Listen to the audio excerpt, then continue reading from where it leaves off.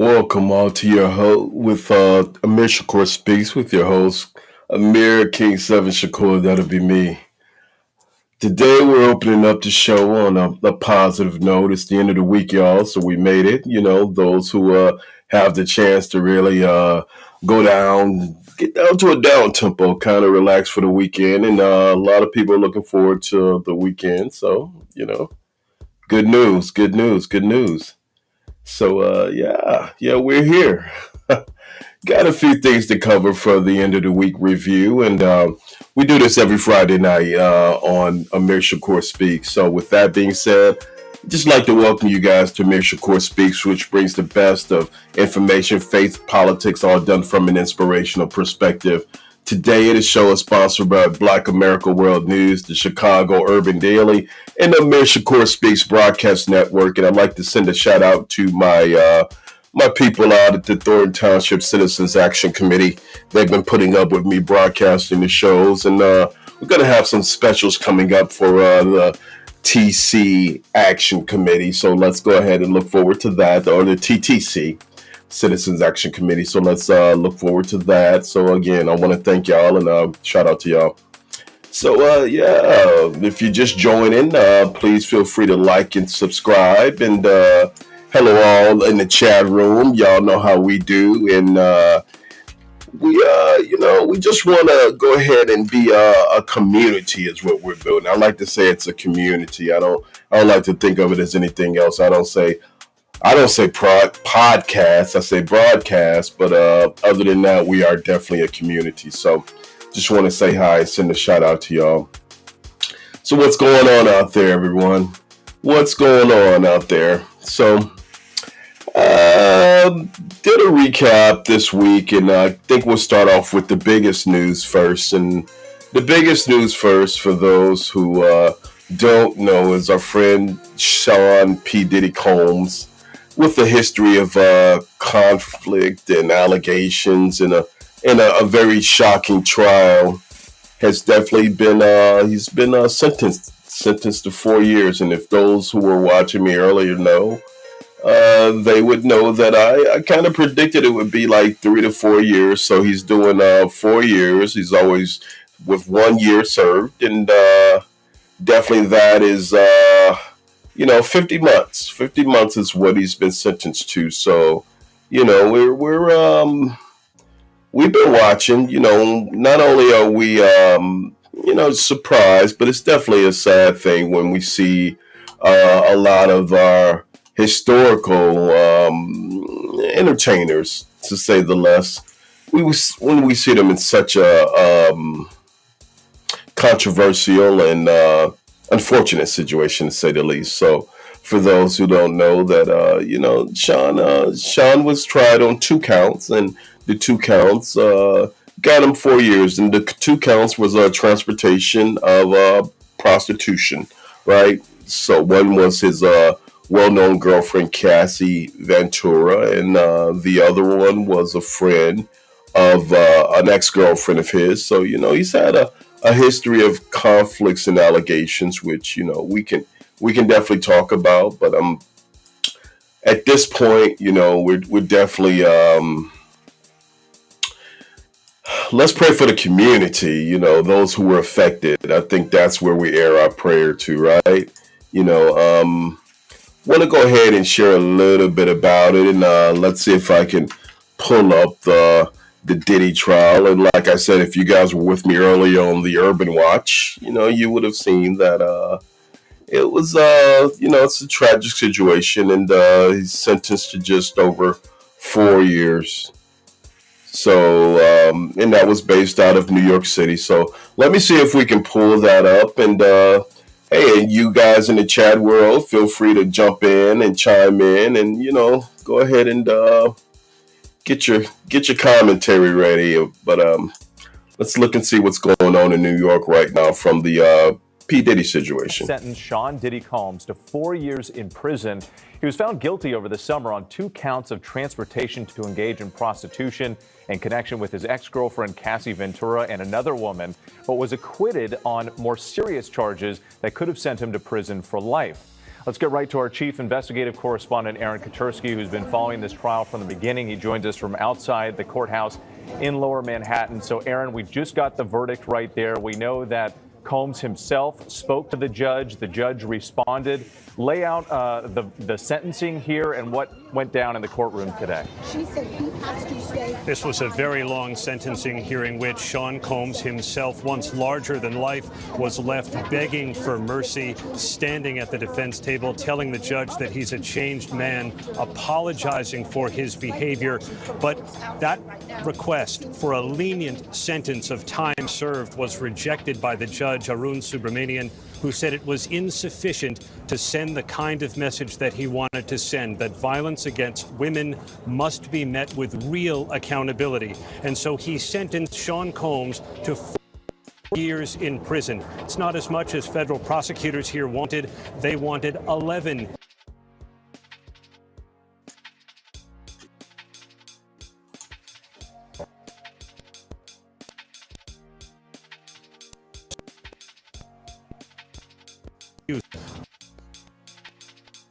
Showing Combs attacking Cassie vehemently. He apologized to Ventura. The judge said 11 was unreasonable.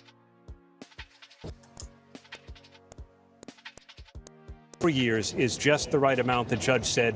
Counts will be taken seriously. Arrow contributor Brian Meyer. Brian, we just was hoping for 14 months in credit for time served. The prosecution wanted 11 years. So this is somewhere in the middle. Is this verdict what you expected?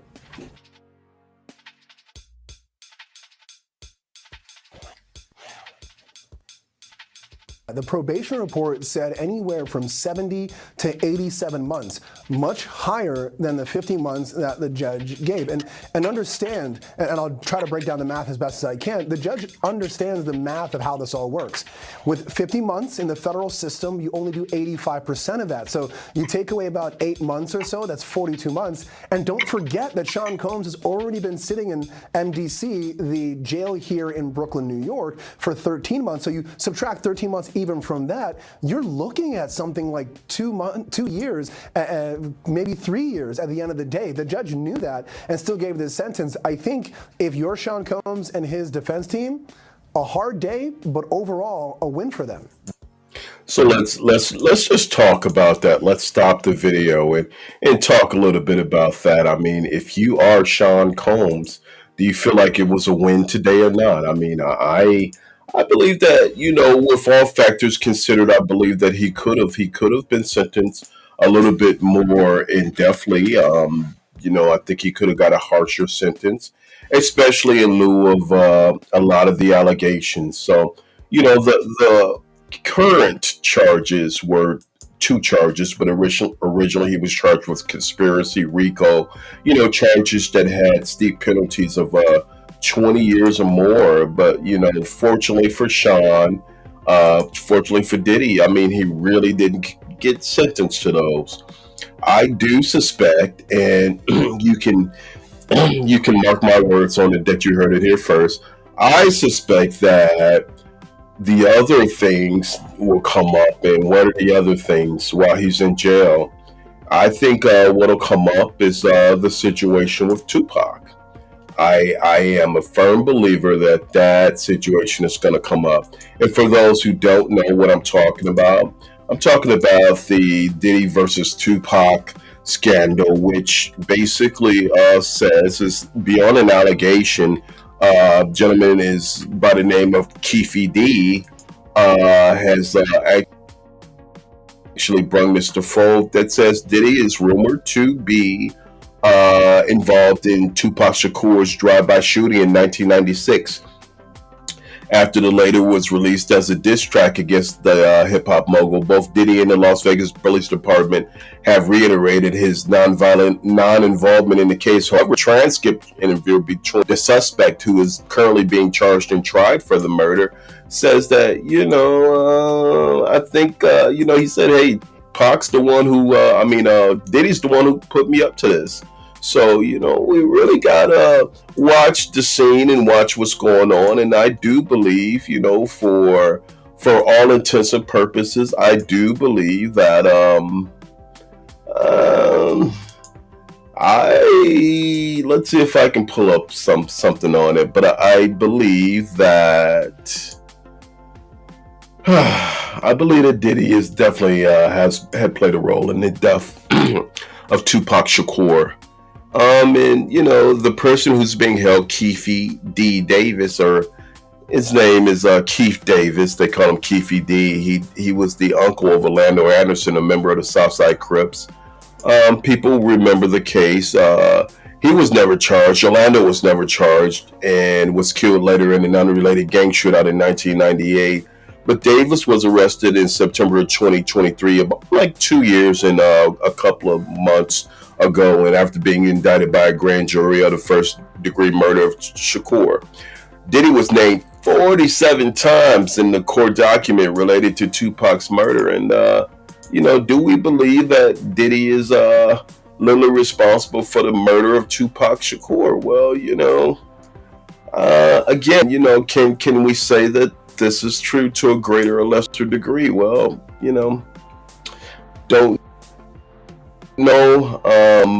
These are, but I mean, it's a possibility, and it means this Diddy's got enough to worry about. So let's play a little bit more. What do you guys think? How do you guys feel about his current sentencing? 3 to 4 years suspended, so he's going to get 4 years probation.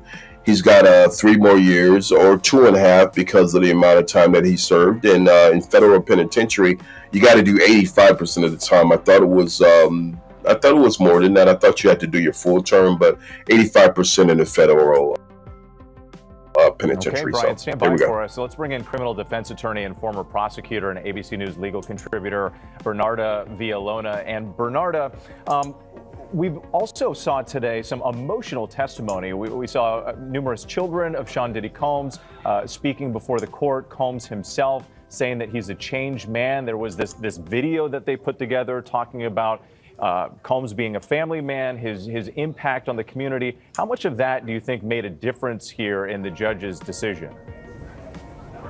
Well, today was definitely Judgment Day for Sean Diddy Combs. So what the judge told Sean Diddy Combs was like, look, in terms of your life work, of all the good you've done, in terms that you're a great father, it doesn't erase what I heard and what I saw during this 8-week trial. And what he heard and saw during this 8-week trial was one of Sean Diddy Combs taking advantage of Jane and Cassie by being violent to them, taking advantage of their emotions, having them engage in several sex acts, either by drugs or alcohol or by the manipulation. And the judge sent a message that, yes, you have family, yes, you have people that love you, but Jane and Cassie were victims, and victims should be accounted for, and someone should speak for the victims and deter this type of conduct. And that's why the judge didn't go with the 14th month recommendation by the defense, but instead handed down a sentence of 50 months, 4 years and 2 months, to show that this is accountability, this is deterrence, this is protecting the public, and this is what the verdict is going to be today. And when people remember Sean Diddy Combs, they know that he is a convicted felon sentenced to 50 months for his actions throughout a decade on women. And Aaron, this verdict today follows a 2-month trial, emotional, at times graphic testimony. We saw more of that play out today, at least the emotional part. But we can't forget the victims that were part of this, and there was some other color that played out in the courtroom today. Just walk us through some of the other things that we heard and what you saw. It was a dramatic sentencing hearing, atypical of what we usually see here in federal court in Lower Manhattan. With the defense presentation lasted for hours. The defense called no witnesses during trial, but his attorneys, 5 of them, effectively acted as character witnesses for Sean Combs, talking about his achievements, how he's influenced them in the community. But the judge said that a lifetime of good works cannot erase his other conduct, and federal prosecutors urged the judge to look at the Cassie video, to consider the violence he inflicted that they said was life-altering for women. Sean Combs himself grew tearful as he turned to his children to apologize for his conduct. He told his mother, "You raised me better." And his children crowded around a microphone at one point, 6 of them, each pleading the judge for his immediate release. His daughters sobbing through their presentation to the judge, begging him to give their father a second chance to return him to the family. But you heard the judge say there was a need for deterrence, a need to show victims of domestic violence that their accounts will be taken seriously. That's why he said he imposed a 4-year sentence on Sean Combs. He also did something else, Whit. He added a $500,000 fine. That's the largest amount allowed by the law. But the judge again said it was part of the sum total of Combs's conduct. That's why he deserved it.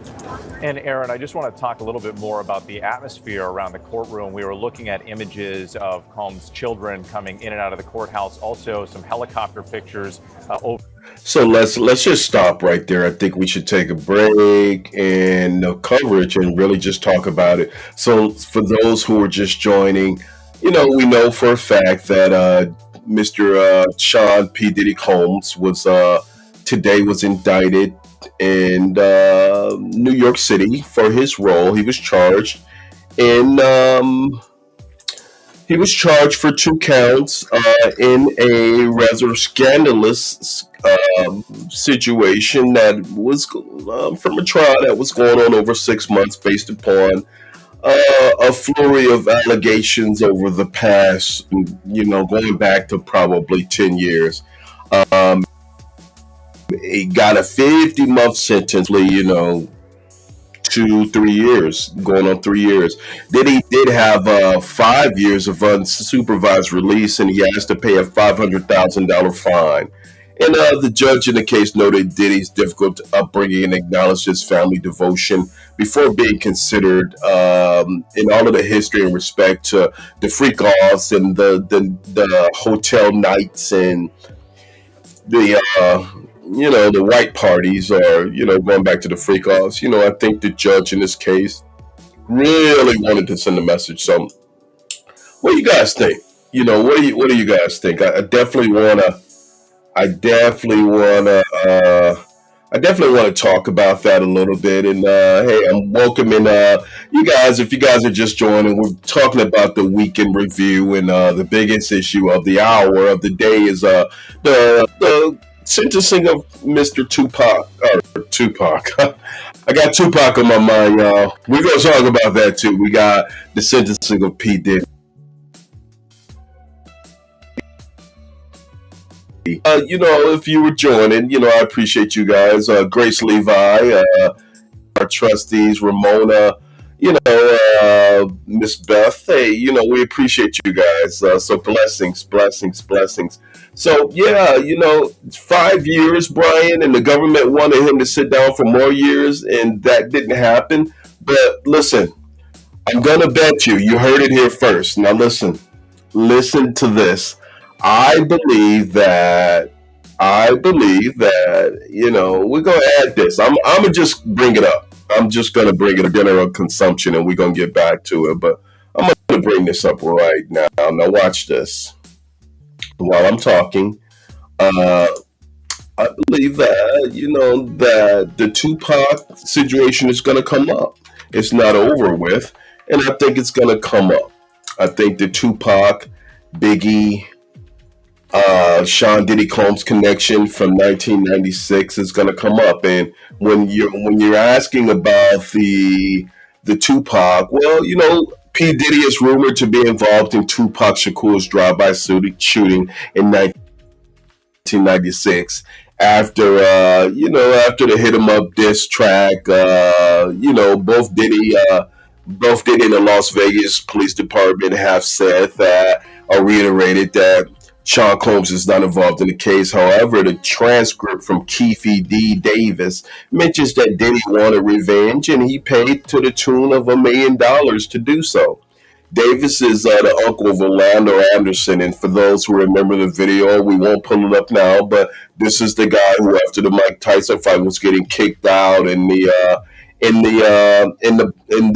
stadium front entrance of the arena.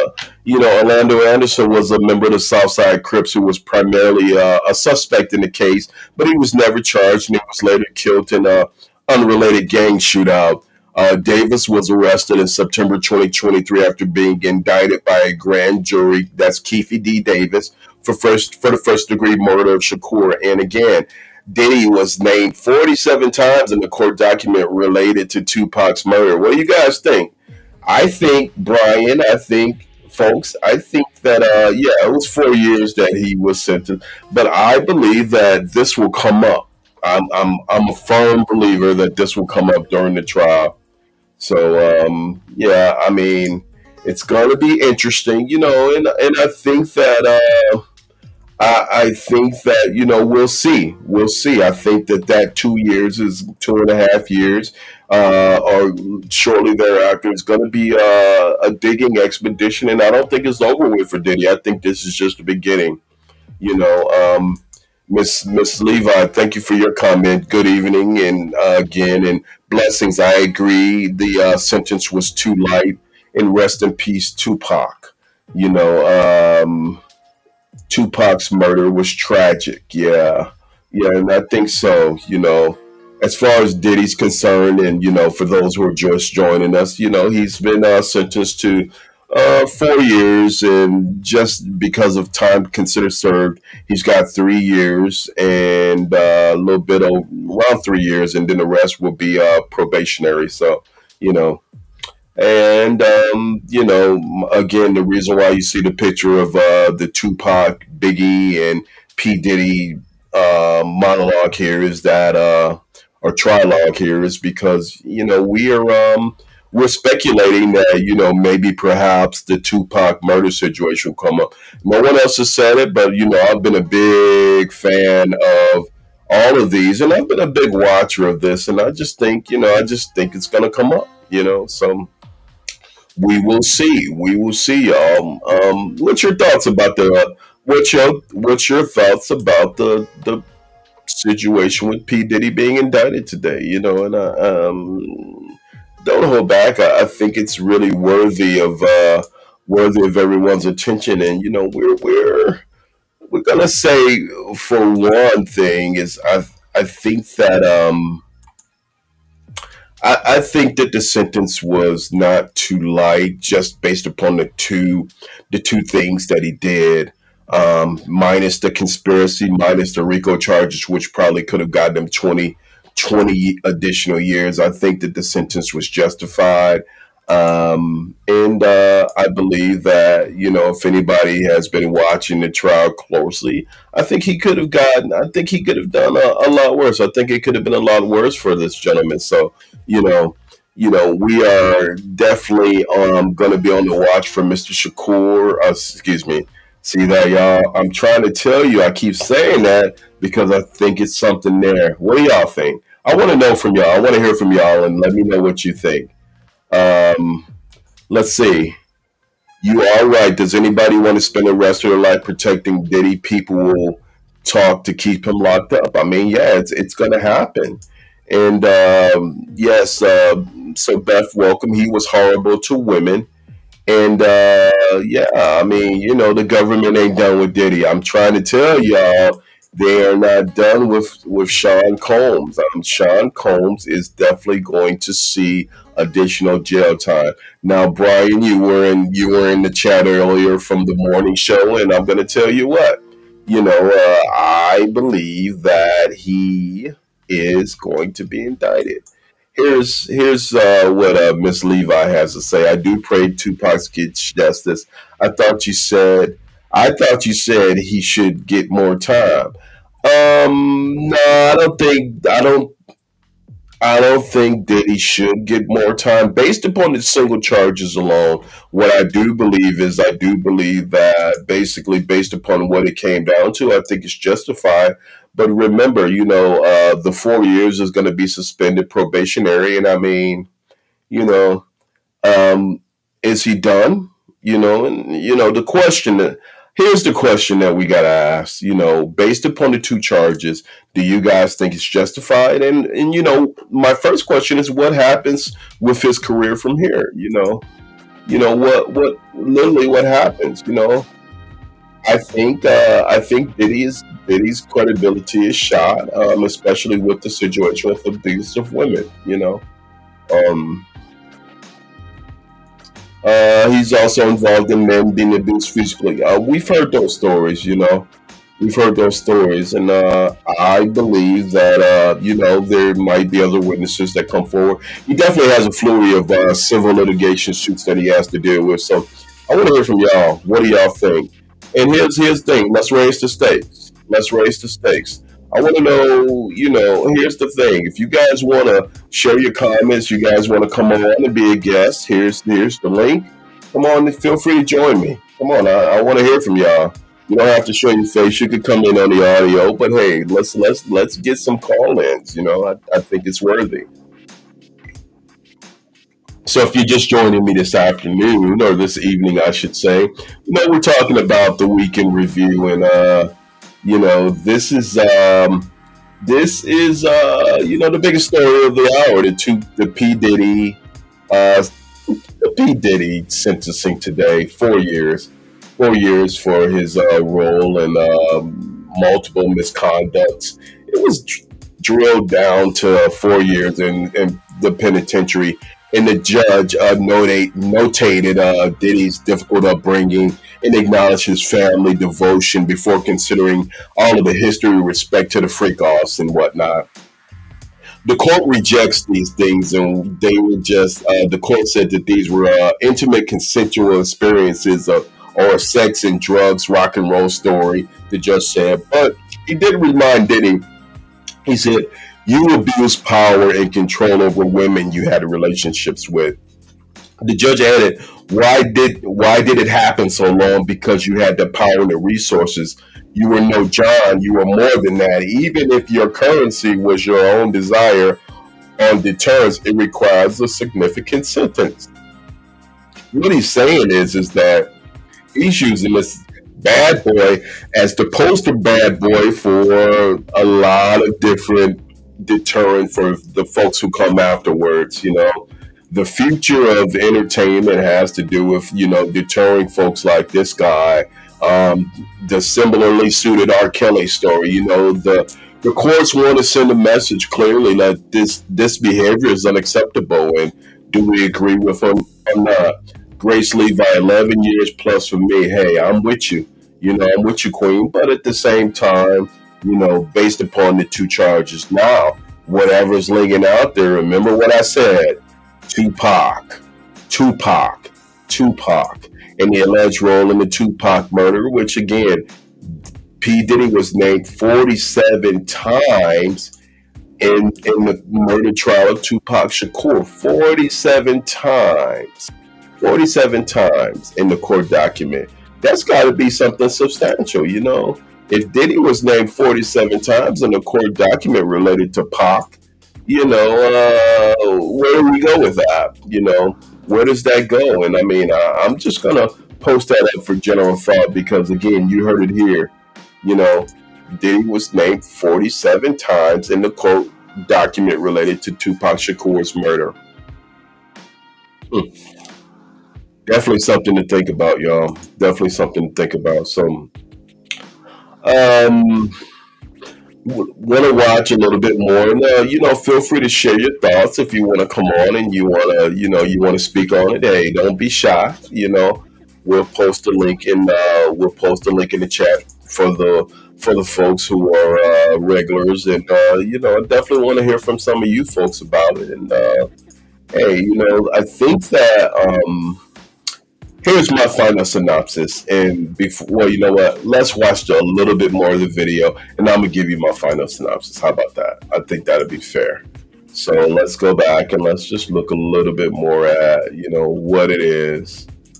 Overhead of the crowds that have gathered there. I know throughout the 2-month trial, you saw plenty of crowds out there every single day as this played out. Talk more about the cultural impact here, because as a rap mogul, he touched so many different people in different ways.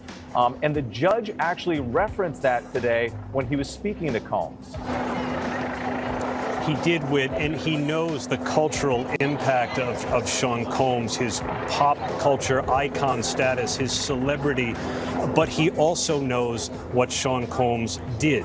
And though he was not convicted of crimes of violence, federal prosecutors convinced him that violence was part of his repertoire, repeatedly inflicting it on people like Cassie Ventura, on people like Jane, the pseudonym for another one of his girlfriends who testified here. There are hundreds of people who are out here in Lower Manhattan in front of the courtroom, many of them supporters who were hoping that they would see Sean Combs walk out of those golden doors of the courthouse a free man headed home to Miami, as he said he wanted to go to care for his children and his mother. Many others, detractors, who say that Sean Combs deserved to spend time behind bars because they, like the judge, could not be blind to the very conduct that they saw on that video from 2016 in the Los Angeles hotel, Combs attacking Cassie. When the sentence was handed down by the judge, Combs was sitting on his hands, expressionless. And we know that Combs also submitted a letter to the judge the night before saying that he apologized. He's sincerely sorry for all of the hurt and the pain that I have caused others by my conduct. I take full responsibility and accountability for my past wrongs. Let's go back to Brian Buckmeyer because, Brian, we also know that there are a number of civil cases against Combs. Talk to us about the next steps, not only for Combs and how it relates to his time behind bars, but how these civil cases could play out.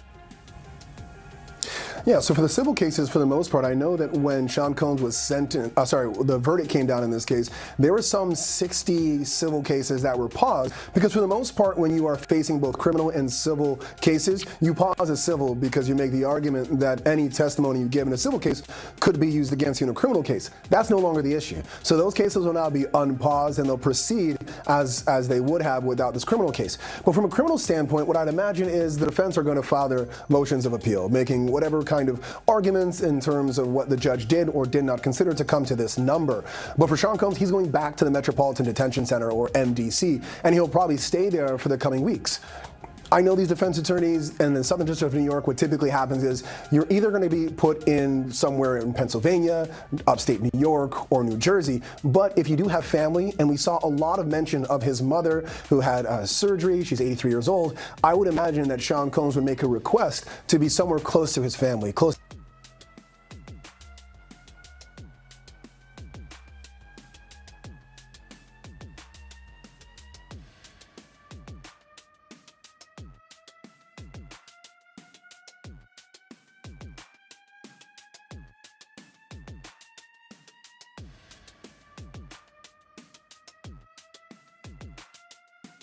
So yeah, welcome, Beth. And just what's your situation about this whole thing with Sean Diddy Combs? Are you, what's your feelings about it? You know, where are you at with it? What I'm going to say is, are there any lessons to other rappers or musicians from this? Will they learn anything about how you take care of people or how you don't abuse people?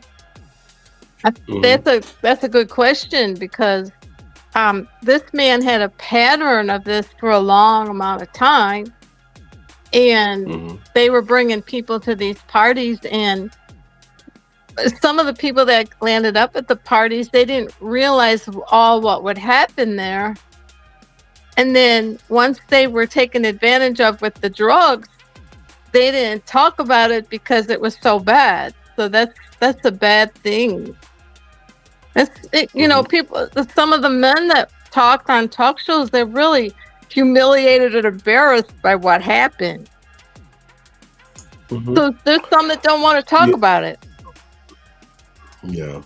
I mean, so I'm just with that being said, I'm totally in agreement with you.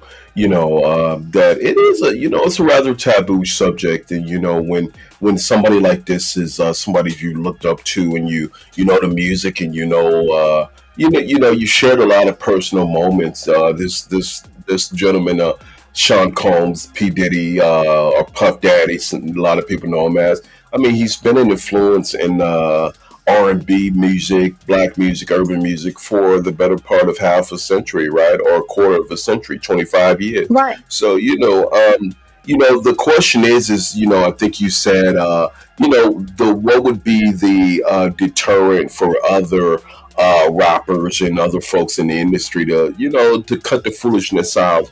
And the judge actually notated that, when he sentenced, the reason why he sentenced 4 years, and he felt like it was harsh. A lot of folks feel like it was harsh. Was that he considered the history, but he just wanted to make an example. He's clearly said that Diddy abused his power and control over the women he had relationships with. And the judge questioned, why did it happen so long? Because he said, because you had power and resources, you were no John. So meaning that he wasn't really relying upon them to give him money like a John or so on and so forth, or but it was more that if the currency was of his own desire, then his thing was abusing the women, and he got his vibe off of abusing women and controlling women, and that's what we know to be sentimentally the case. When the judge imposed the sentence, Diddy had no reaction. He just sat there looking forward and listening the whole time, and then his hands were folded in his laps. When the judge mentioned Cassie Ventura, his girlfriend, and I don't know, Beth, you can tell me, have you seen the video with Cassie, who was being kicked and abused in the hotel? That video, have you seen any excerpts of that? That hallway where he kicked her? Is that the one? Yeah, he was kicking her in the head and the face and everything. Yeah, very abusive. Right. Well, Now, so at the end of the when I was younger, I will say this. Sometimes I would make foolish mistakes and maybe date people that weren't the best people. A few of the bad boys, right? Bad boys. But I learned not to date those kind of guys. But I mean, there's always been bad stuff out there, Amir. There's always been bad stuff out everywhere. But this guy took it to a whole nother level.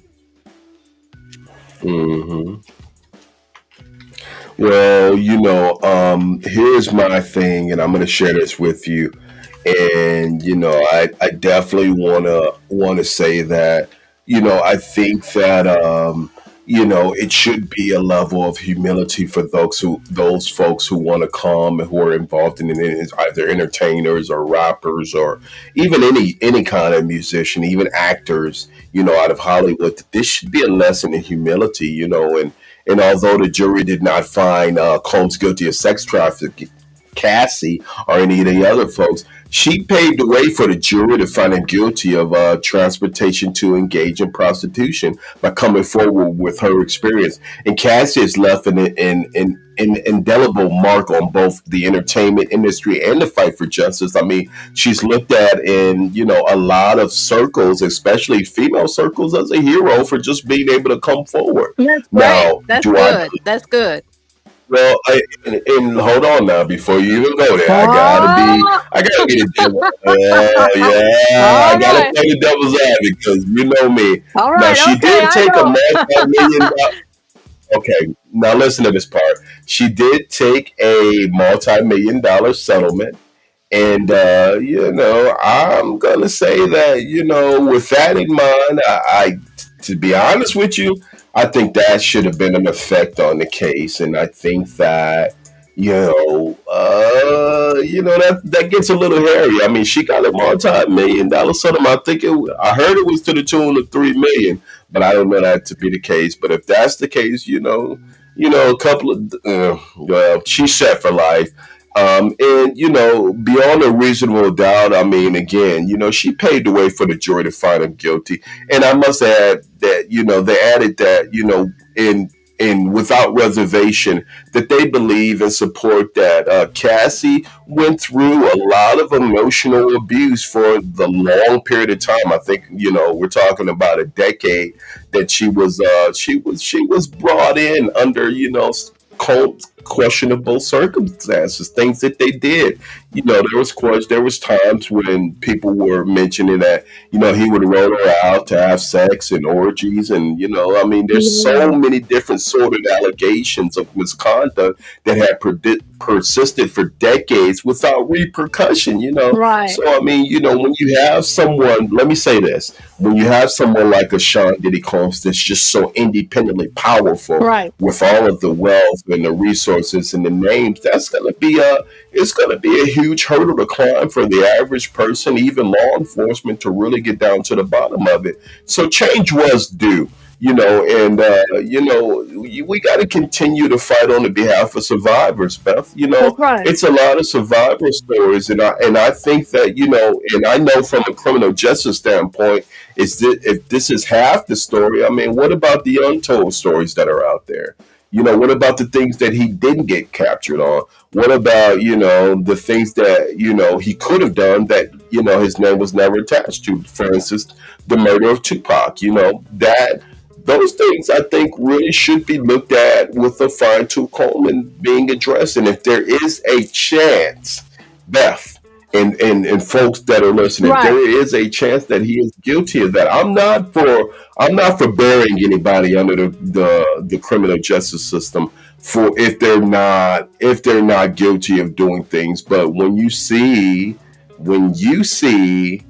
the level of deep rooted long term abuse of people that Diddy is accused of through various allegations, and we've seen fact, then yeah, it's gotta be dealt with. So that's why the judge charged him. And Diddy did address the court for the first time to apologize, and he thanked the judge for giving him a chance to speak.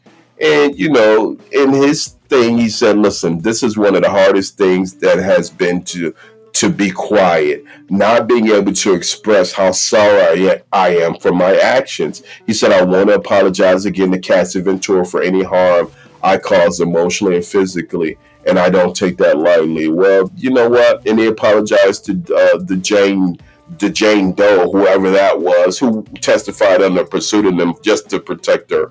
So we're kind of at the end of this saga, but like I told you, Beth, and I told the folks, I don't think it's going to be the end. I think this is No. just the beginning for Diddy, and I think he has a long, hard road to climb, and that Tupac question is lingering. It's lingering. Well, I'm an encourager, so I'm really, I feel good that I encourage you to really talk about it and tell all of us We all got to. about it. Well, we got to, and we should be talking to the folks who, these things we got to learn from the past and work towards a progressive future. Because we don't, then we don't take advantage of what these are. The 13-year-olds and the 12-year-olds who look at becoming another Diddy or the next big rap star. They have to understand that these actions were sick. And when people abuse people and they get out of control, they need help. And if they don't get that help, these types of things will happen. So we don't want to make excuses for it. We don't want to make excuses and tread lightly, but we want to use this as a teaching moment.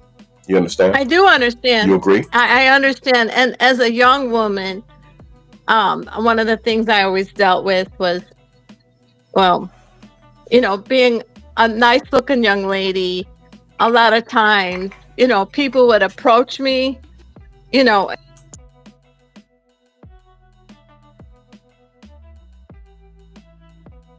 You were muted. You stopped. Hello? Beth? Beth? Did I lose you? We lost Beth. Hello? Hello? We lost you, Beth.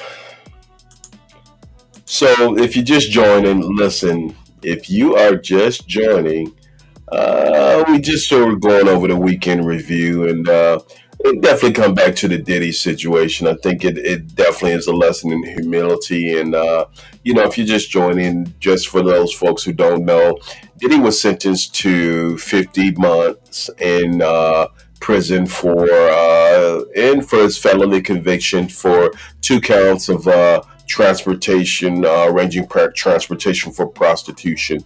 So, and with respect to some of the things that I was talking about, I threw in the thing about the allegations about Tupac because I just believe that they're lingering, but none of that was mentioned in the trial. So I just want to be fully transparent. None of that was mentioned, and we are praying for the victims of Combs, the ones who didn't come forward, and the ones who have been victimized, and we hope that this gives them the transparent level of justice that they deserve. We hope that we definitely hope that they are able to find justice. So, any final thoughts, Beth, on the sentencing of Mr. Sean Diddy Combs? I think that 4 years is enough.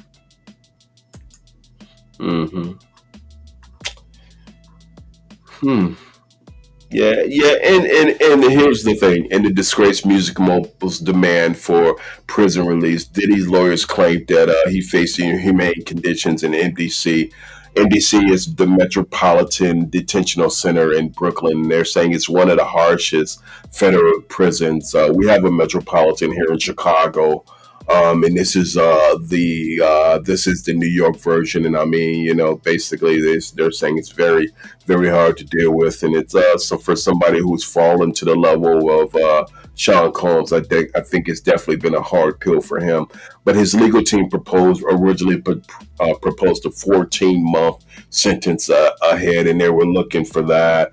And they did not expect the 50 months that he would be getting. So, the legal team said Diddy had been sufficiently punished for his crime. So, here's my thing, and we're gonna move on to the next. You feel free to stay on. If not, you can definitely watch. But my thing is, it's not the fact of this particular mogul. I think we have to learn from his story, his life history, and I think it could be a teaching moment. But I definitely pray for the victims who will come forward, and the ones who didn't. So there it is. That's great. And I just seek to build and to encourage. So that's enough comments for now. All right. Well, we appreciate you coming. We appreciate being there, and thank you for being one of our strong supporters. So you make sure you have a good evening. Keep watching in. Don't get off now. Keep on watching in. We got some. I'll be listening, but I'm gonna get off the. Yeah, get off. But yeah, just stay in the chat. Okay. Thank you. Now, thank you for chiming. All right. So yeah, so you heard it here. You heard it. What's up? And what else we got going on, y'all? So let's talk a little bit about.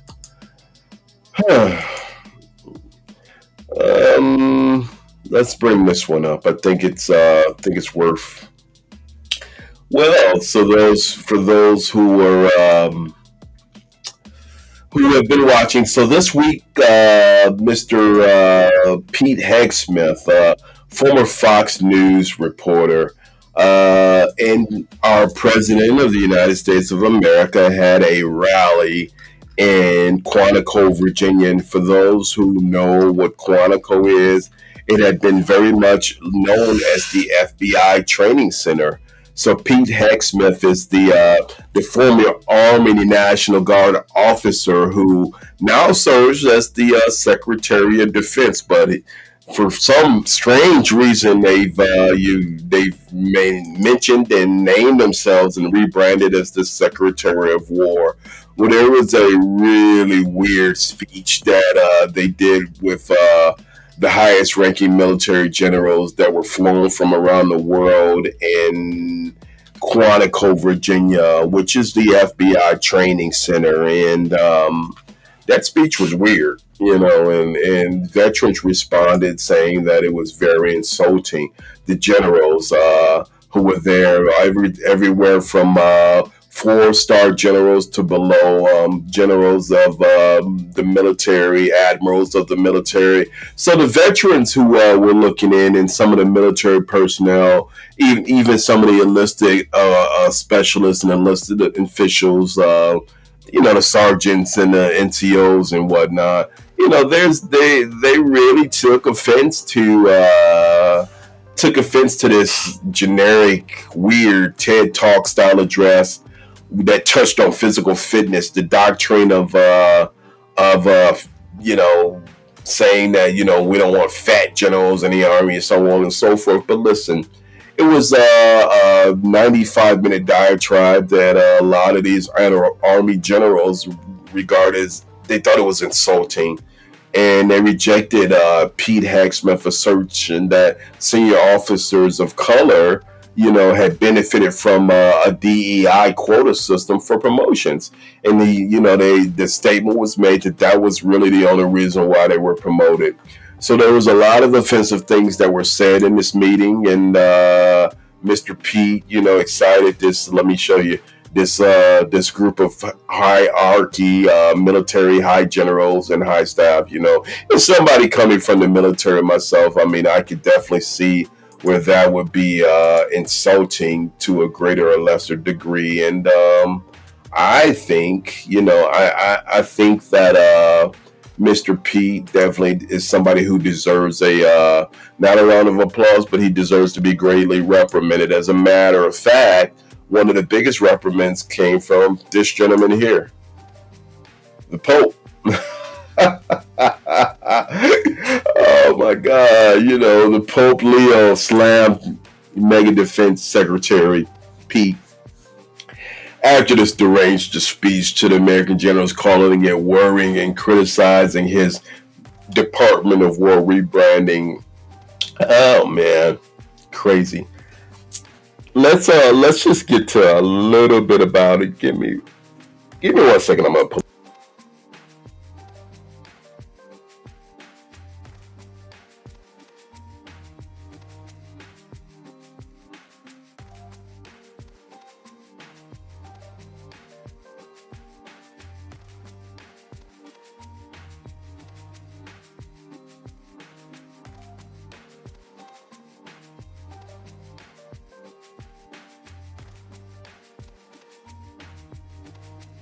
Secretary of War, the Honorable Pete Hegseth.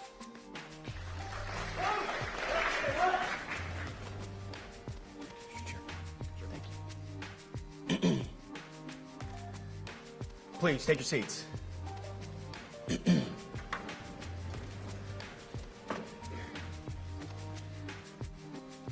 Well, Mr. Chairman, the Joint Chiefs, generals, admirals, commanders, officers, senior enlisted, NCOs, enlisted, and every member of our American military, good morning. Good morning and welcome to the War Department. Because the era of the Department of Defense is over. You see, the motto of my first platoon was, "Those who long for peace must prepare for war." This is, of course, not a new idea. This crowd knows that.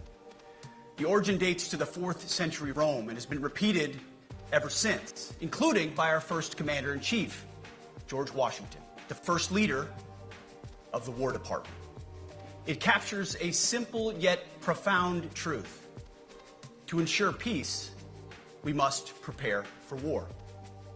From this moment forward, the only mission of the newly restored Department of War is this: warfighting, preparing for war and preparing to win, unrelenting and uncompromising in that pursuit. Not because we want war, no one here wants war, but it's because we love peace.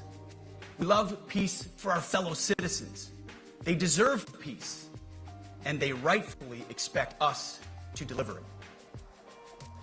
Our number one job, of course, is to be strong so that we can prevent war in the first place. The president talks about it all the time. It's called peace through strength. And as history teaches us, the only people who actually deserve peace are those who are willing to wage war to defend it. That's why pacifism is so naive and dangerous.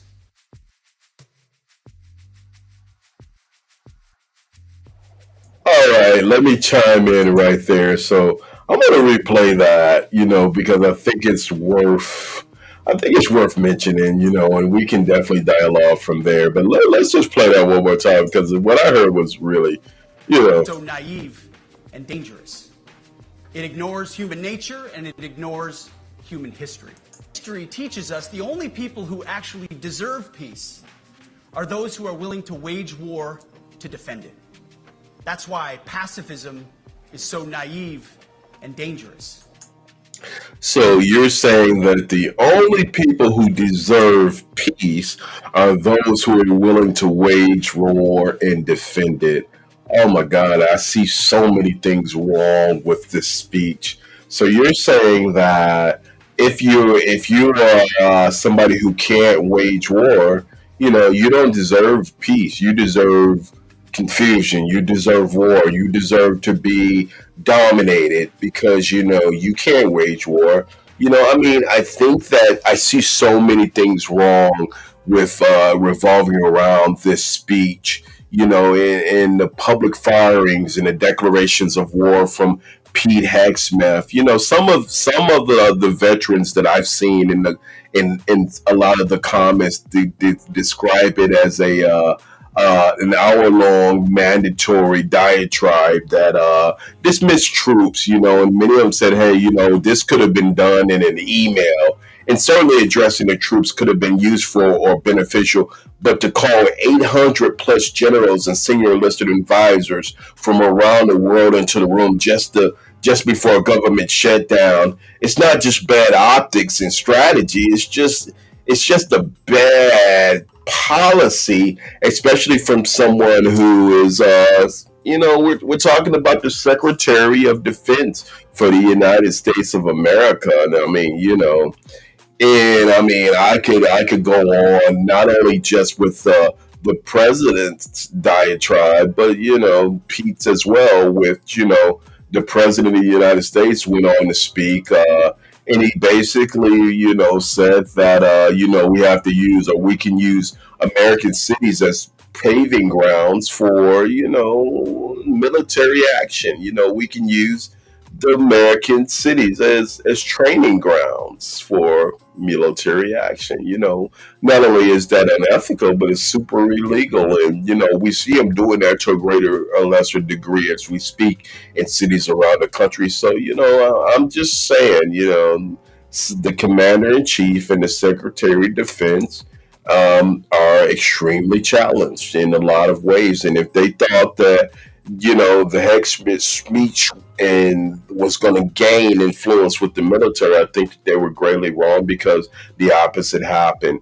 So, going back to the Pope, we can talk about that as well. And, I think it's fair, I think it's fair that the Pope does chime in on this because, one of the things that the Pope said is that this way of speaking is worrying. This way of speaking is worrying because it shows each time an intentions. This vocabulary even shifting from a minister of defense to a minister of war. Let's hope it is only a way of speaking, the Pope told the reporters, speaking in Italian. After he was said, he was asked about Hegsmith's demand for more lethality, and Hegsmith said that, our opponents are, the ones who are enemies, what they have to worry about is justified violence and so more things, and and that they can FAFO, which for those who don't know, I'm going to say it means fuck around and find out. So it's certainly a weird a weird vocabulary, for lack of a better use of the word. It's definitely something that's dismantling in a lot of ways, and certainly the style of speaking and the style of this particular style of government coming from this administration is something like which we haven't seen in years and years. So, and it's definitely a lot of firsts, a lot of historic firsts, weird stuff. Definitely weird stuff. So, yeah, yeah. I mean, I'm gonna suggest that at this time, we hope that the folks in the military pretty much do what they're mandated to do, which is serve and protect. And I would say that the prominent generals and the admirals leading our military, basically, let's just honor the our American culture. And if you're giving unlawful orders, which I think one congressman or city senator said, you guys don't have to follow those. Well, I mean, I would say that, be strategic. I would say I would say, be logical in what it is. But, I think that in due time, these things will change. They will boil over. We hope, and we hope that we don't see, further collateral damage or further downward spiral from both our president and our Secretary of Defense, Pete Hacksmith. Very much one of the most underqualified Secretary of Defenses in United States history. So that's that. That's that. That's that. What are your thoughts? You have any thoughts about it? What is fit enough? Fit enough. I don't know what fit enough means. I know that there was a standard. What have veterans been saying? Veterans have been saying that they are not in agreement with the speech, right? So, we'll have to continue watching in, and we'll see, how these things go with Pete and some of the folks on the ground and some of the shenanigans from the Trump administration. All right. So moving right along. What is this a picture of? This particular picture is our beautiful, for lack of better use of the word, Kristi Noem. Those who know who Kristi Noem is she is someone who is in the Trump administration. She's the United States Secretary of Homeland Security. Well, Kristi Noem today was doing a review of the Broadview ICE facility in Broadview, Illinois. And for those who don't know where the Broadview facility is, it's about 30 minutes, maybe 45 outside of Chicago at the most. And the ICE is, the Department of Immigration. And so Kristi Noem was denied entry into the Broadview facility building. And I've got a video of it, and I guess she thought, from the standpoint of the DHS secretary, that she would get a red carpet. Well, Illinois has been not a proponent, I'm not a fan of the Trump administration's policies of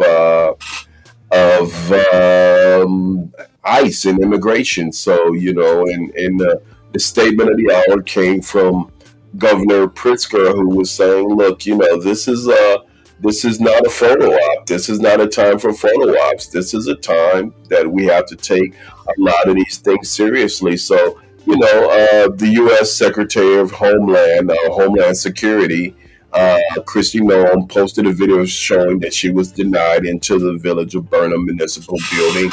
And she arrived there, and the other thing is it's been in the center of a week of protest. So let's just watch a video. I'm gonna share a video of Kristi in that center, and let's go ahead and look at it. Give me 1 second of her being denied. So.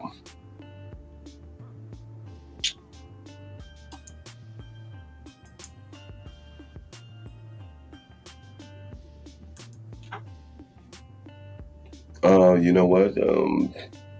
Let me not share it then. I thought I had it, but let's see if I have that video. Maybe I don't. Okay. Yes, I do.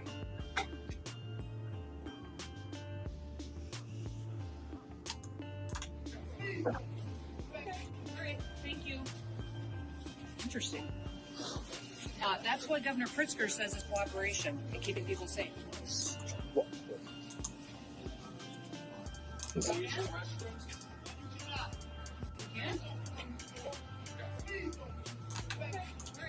you. Interesting. That's what Governor Pritzker says is cooperation and keeping people safe.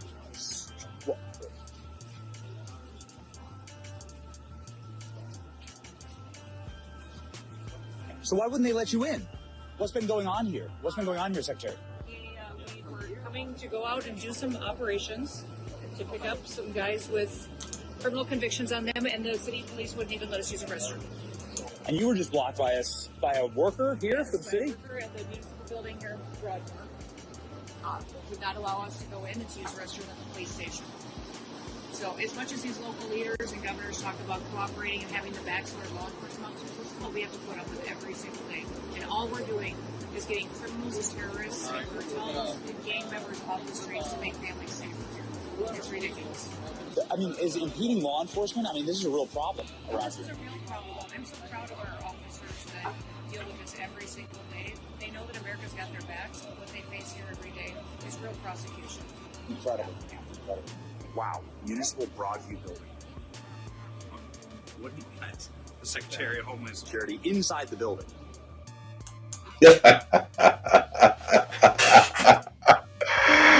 Wow, you know what? I'm really so you know, for those who are just watching, we're just watching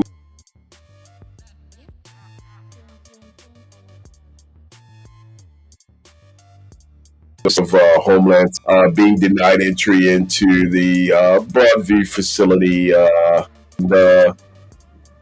It's definitely an interesting thing, and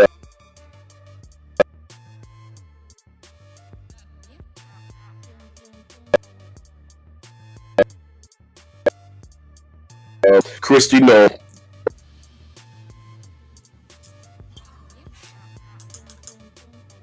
So Christy Noel, questioning to say the least.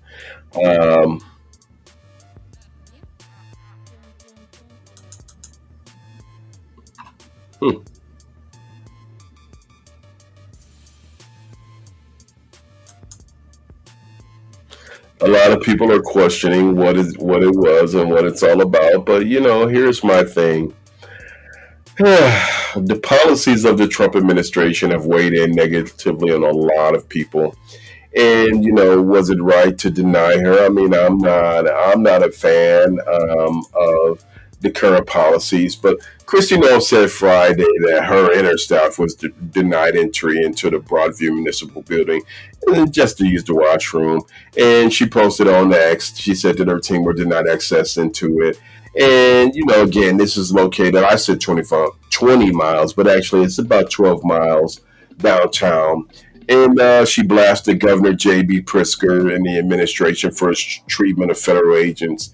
And Christie said, my team and I were blocked from accessing the Village of Broadview Municipal Building in Illinois.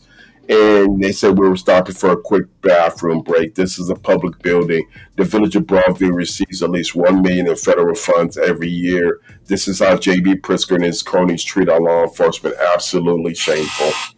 Well, you know what? I will say that is it's an interesting moment to say the least, and you know, with a lot of the things going on, you know, would I have let her in? I probably would have let her and the rest of the folks in, but you know, maybe it's more to it. Maybe they try to get it at a time when the building was closed. I don't know, but I mean, it's definitely interesting to see, and. You know, I know that Illinois has not been a fan, especially Governor J.B. Pritzker, of the goings on in D.C., especially the law enforcement of the meeting of ICE and National Guardsmen who have been currently occupying American cities, including Chicagoland. So, we can definitely talk about that a little bit more, but I mean, it is what it is. She didn't go. She can go somewhere else and use the washroom, I guess. I mean, it wasn't my thing. I didn't do it. So, yep. Your thoughts about that? Any thoughts you guys want to share? All right. So, moving right along. Hey, listen, I just wanted to share, every weekday morning you guys can join me on my new show, Amir Shakur Speaks. And I am very hopeful that, going forward, I think this will be the contrast to the evening show, Amir Shakur. But this is Amir Shakur Speaks, the Urban Watch, I should say. And looking forward to bringing you developments every morning, first thing in the AM, crack of dawn, and in reference to everything that happened while you were asleep. So that's what the Urban Watch is about. And, it's definitely going to be an interesting segment. And it's Monday through Friday. Again, first thing in the morning, 6 a.m. to 7 a.m. And, we're hoping to bring that. So I just wanted to address that. And if you haven't liked the stream, if you haven't liked my channel, the Amir Shakur Speaks broadcast channel, feel free to do so, because we're going to be bringing you a lot of the best of urban news, inspirational, and faith and politics, all done from an inspirational perspective, I should say. So thank y'all, and look out for the Urban Watch, Amir Shakur Speaks. And again, if you haven't watched, or if you haven't liked or subscribed to the Amir Shakur Speaks broadcasting channel, feel free to do so. So I think that's it for the general news. Now, just a small little bit, and before I do the motivation of the moment. Wasn't gonna do it, but I think I probably should. So this week, you guys know that there's been a struggle on the ground with a certain op, and do I believe that this op is even worth the time that I will give him? Nah, he's not worth it. But I do want to mention, for the purposes of illustration, so those who know this gentleman, his name is Jedediah Brown. He's been a big factor in just keeping up a lot of confusion in the Southland of Chicago. So this week we had court, and for those who know the story, there was a mob action on July 14th, which he was a part of. So he said this after the court. He recently motioned in the courts of Cook County, Illinois, our county court, District 6 Markham Courthouse, which he had motioned to try to see if he can get order of protection thrown out against yours truly. So he put, if you watch that court case in Cook County today, I didn't see them nerds wrecking that coward, ass liar, and then you're intentionally blind. I don't know. He said, if you watch that court case in Cook County and didn't see them nerves wrecking that coward ass liar, then you're intentionally blind.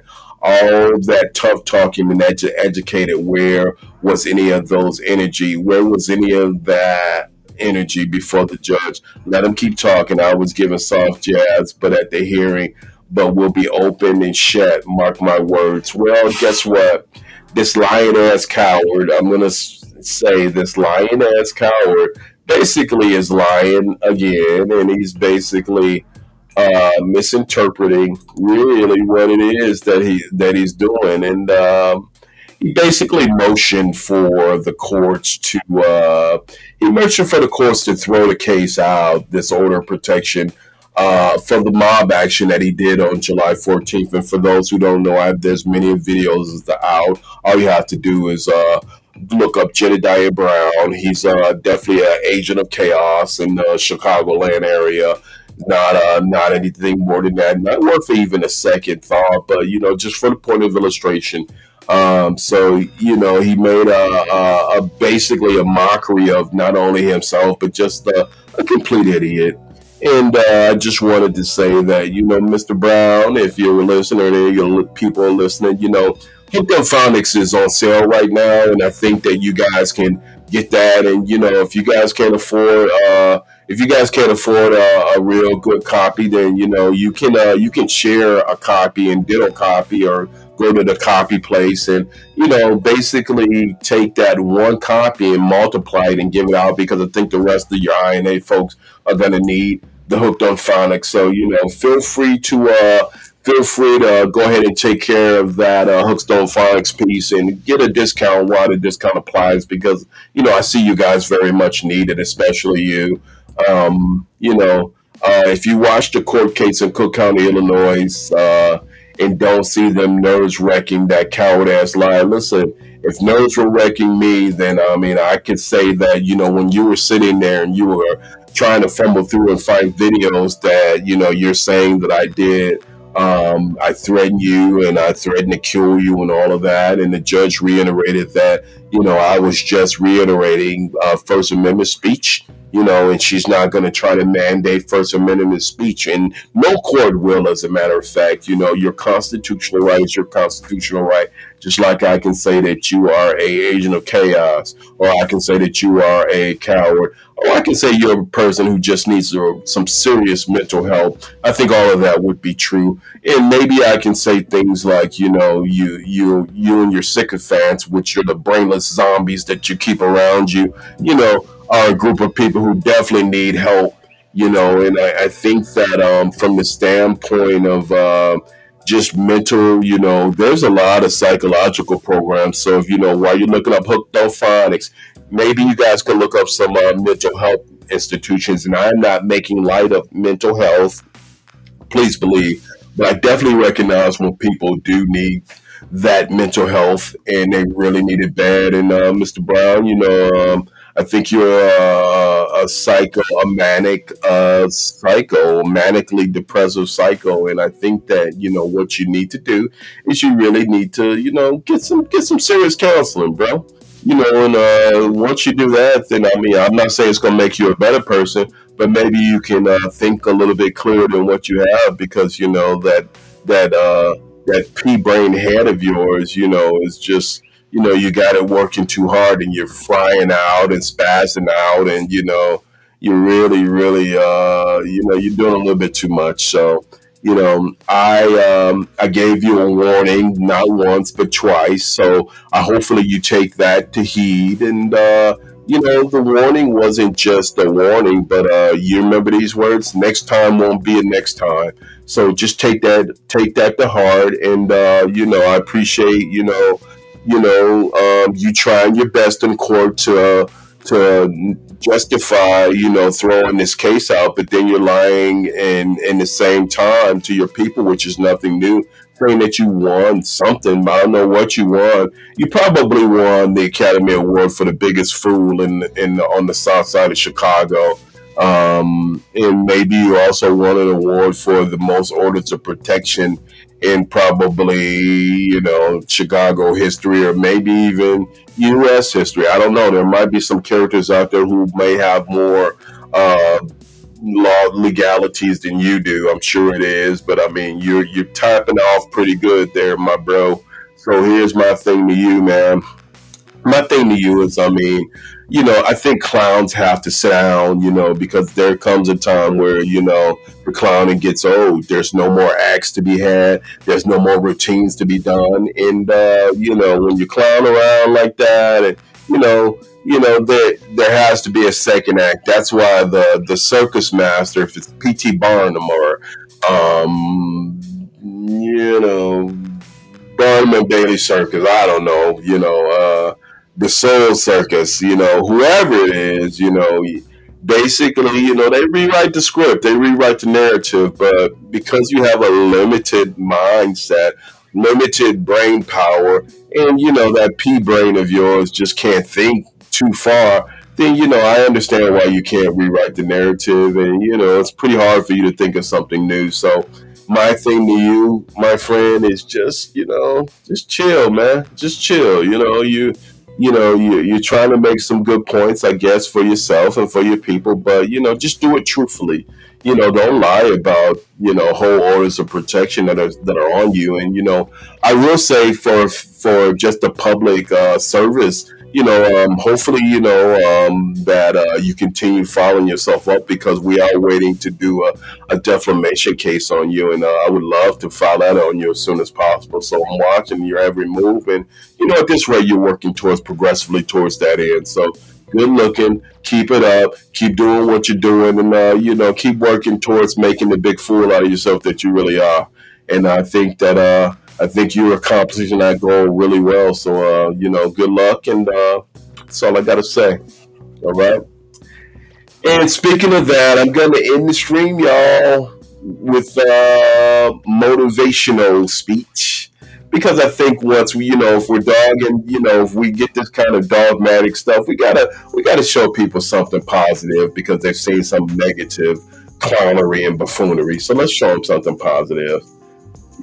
This is my motivational speech that I'm going to be doing after every show.